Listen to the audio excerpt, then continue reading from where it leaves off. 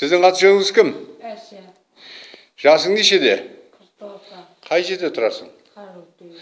Қарауылтөбеде қандай науқаспен келдің бүгін?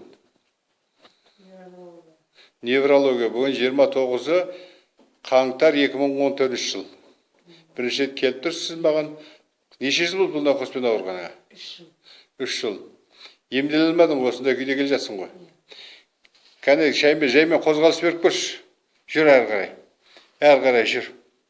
Жүр.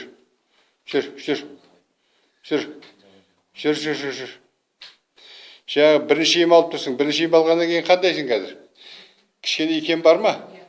Өте жақсы, мінеки байқап тұрсың. Бірінші рет келіп тұрсың, әлі біз сізбен аяқтамаймыз. Ең кемінде 7 рет ем алуың керек. Жаздың ортасы ауа, Құдай қаласа, сен аяғыңа мініп кететіндей мүмкіншілігің бар екен. Оны өзің келе жүрек өмір уақыт өте келе білесің осының барлығын. Бірақ асығыс жасама ешқандай. Алла разы болсын, осымен аяқтаймын. Бұл алғашқы рет түсіріп алуымыз, кейінірек салыстырмалы түрде өзіңіз көре аласыз қандай екеніңізді. Жүр кәне. Жүр тағы да. Жүре бер. Тоқтатам осымен жақсы.